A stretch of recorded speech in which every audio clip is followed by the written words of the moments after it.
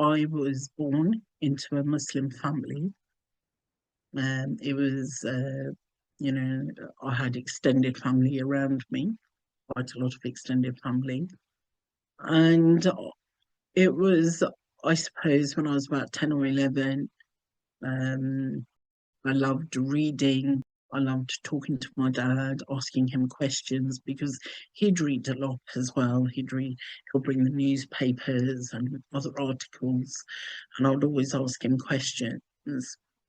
And then I suppose one day we were watching TV, watching the news, and there was a story on the news that I'd see continuously for a few days, but then it wasn't sitting right with me, and I was really shocked actually. So I said to my dad, I said, there's these protests. Why is it that black people are protesting and all the white people are, the police with their dogs, they're attacking them. And my father then told me that this was a country called South Africa, and there was a system that was called apartheid. Um, and it meant that black people did not have the same rights as white people. And this horrified me. I couldn't believe that something like that could exist because obviously I lived in a happy environment, um, in a lovely town of Slough. I was brought up in. So, everyone was equal here. And how can this be? This is the most barbaric and biggest injustice that human beings could, commit against other people. So in my eyes, I was horrified. So that's when my father told me about apartheid and about colonialism. So I was always interested. I so wanted to learn about this. Um, and I suppose, this big injustice that was happening, it just made me question where God was. Because for me, God was safe.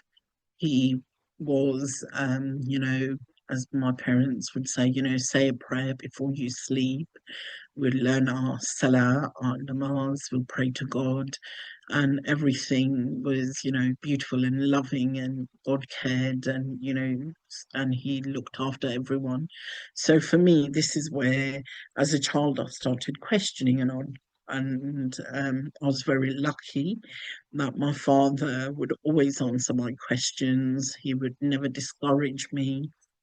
And as I was getting older, going through, secondary school up to college, any questions I had, he would always answer, and he would always be very patient, and he'd always encourage me when I wanted to learn about other faiths or other beliefs, and he'd say, yes, you should go and learn. And you can always come back to Islam as well and see what Islam says, what other beliefs says, comparative religion and everything. So it wasn't a very narrow view or narrow look. So I was very, from a young age, I looked into faith, and I loved looking into faith and learning about religions, because for me it was so important. My family were Muslims. My father was um, a person I adored and I looked up to, and he was a practicing Muslim. So I always thought I want those, characteristics and values that my father had, where he had, calmness and kindness, but strength. And he was always kind, and he had friends from different faiths and cultures. So for me, that's the kind of person I thought I like to be, who was a safe person, because my father taught me about Islam and God and my creator and the purpose of life. So that's how I started and how I was introduced to Islam. So it was around about when I was 18 that I decided to wear the hijab, and really, felt that, yes, deeply, I believed in Allah, in Islam, and I was comfortable as a Muslim, and I loved being a Muslim. So the core values of being a Muslim is, um, we manifest, I suppose, all of God's names, which um, are justice, mercy, um, speaking the truth, not cheating, um, and there's just so much there. But these are things that you can incorporate in your life, everyday life. So, um, speaking the truth, which is literally, such a basic thing that we should be able to do every day. Um, I remember my father shared a golden nugget, which are normally hadiths, and he would say, there is a hadith where we are told that we have to speak the truth, even if it's against our own mother. So, this basically means that even if it's against the person you love dearly, um, truth is more important than they are. So, and God is the most truthful. God is the truth. So if we start from there, if we are truthful, this would lead to honesty. This would lead to, I suppose, justice, because justice is based on truth as well. And I suppose as a young child, when I was looking and started my journey, it was when I saw apartheid, and it was huge injustice. So justice was very important to me. I had to see justice throughout, um, you know, any faith, and especially a faith that I was going to choose.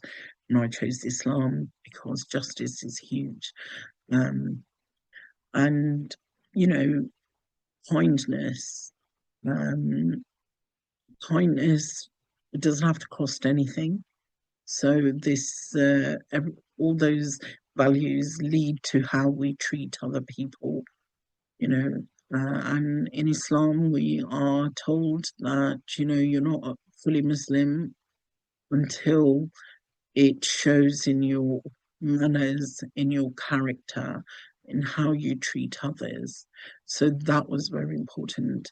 And that just shows how that you've kind of like, manifested the message um, by changing things inside you um, you know, to incorporate those values in your life. So you're looking at how you're treating other people, the environment, how you treat everyone around you, and then how you treat yourself as well. The main message is, if we live by what God has said, then we are worshipping Him. Because when we're basically trying to hold God's commands above our own desires, so you know, we stand up for those values because God has said so. So you stand up for those values of um, you know, kindness and justice and mercy and equality. Equality is just so important, as in, human rights for everyone. That's so important. Again, it links to justice. There is a verse in the Quran where God tells us that He has created us in different nations, different tribes, so that we may not hate one another, but that we may learn from one another. And that really resonated with me as a young person who, you know, um, had a bigger outlook, but how we can incorporate that within ourselves and how we can, appreciate people for who they are. Because, um, you know, God tells us that He's created us all differently. We should try and leave something that people can learn from, you know. And take from others as well. Treat them equally. There is something that you can never look down on people. There's always something that you can learn from them as well. I was learning, searching from the ages of 10 to 17, and I believe I put the hijab on. I felt like, yes, I'm there. This is my faith. I am definitely a Muslim. Um, and from 18 onwards, I loved being a Muslim. I was still learning. Um, but you know, the main thing that it gave me was a connection to God. And the rituals that come with Islam, they meant so much, because I knew the meanings behind them, because I knew a lot more about God. I really enjoyed doing, say, my 5 daily prayers, fasting in Ramadan, wearing the hijab. Everything just fell into place, and um, and the change also that you know I felt inside was appreciation, thankfulness, being grateful. These were the things that I started doing more as well, and it just made me a happier person. Um, and and I suppose one golden nugget I can share with you is a beautiful thing my father said to me was, Shaista, you should look after your heart, because obviously I was going to uni, I was exposed to a lot more of the world, things, life is life, things are never going to be always good or always up there. You're going to come down, you're going to fall, but when you have those core values, when you don't have things in place of in your heart that have taken over God's place in your heart, um, you know, your heart won't be broken. You will be able to get up and get on with life and just continue. And I think that really helped me, you know, as to what I put into my heart. And um, it gives me strength um, every day, and through life, lots of ups and downs. But inside, I feel calm, compared to, that teenager and that child I was. So, um, and they say, you're not the same, you haven't grown if you still feel the same as you did when, 20 and what you feel at 50. So I feel, I love life. I feel that I'm more calmer, more happier. I appreciate everything. Mentally, it's really good. Um, and being a Muslim just, you know, is really great.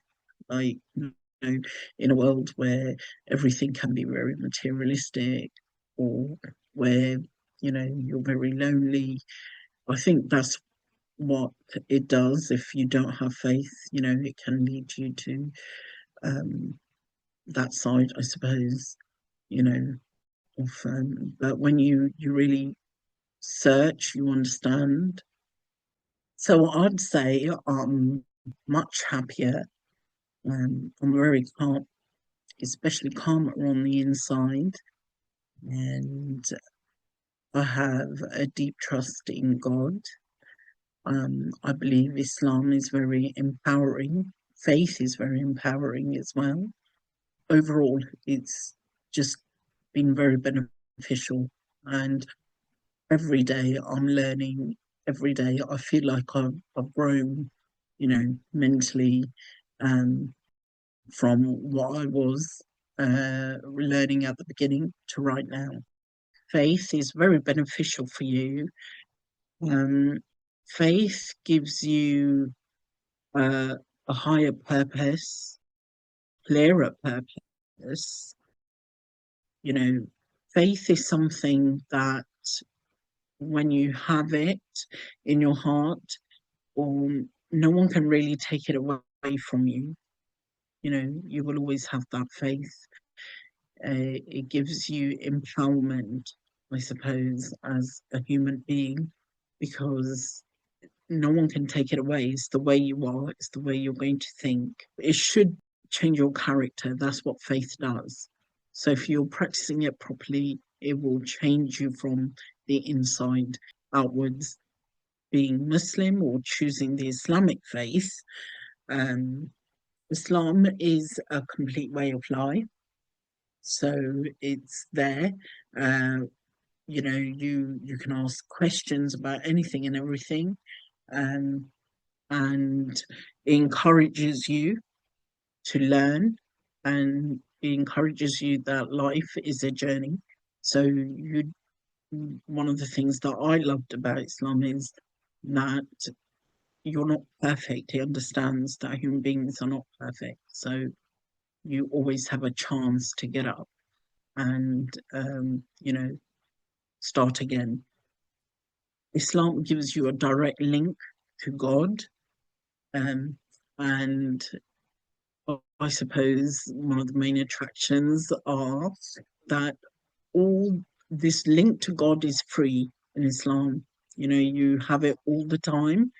Um, you are able to do the rituals. You don't have to go through people. You don't have to go through institutions. It's with you. It's a direct link all the time with God. If you want to become a Muslim, it's very simple. Like I said, everything is free in Islam. Um, when you know whatever commandments God has given us.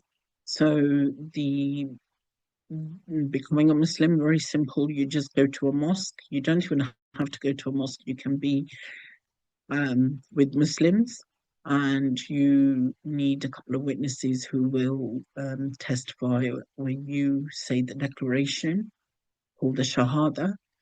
And the Shahada is in two parts where you say you believe in the one God and you believe in his message, which was given to the Prophet Muhammad. Um, and that's it. And you will have your direct link with God.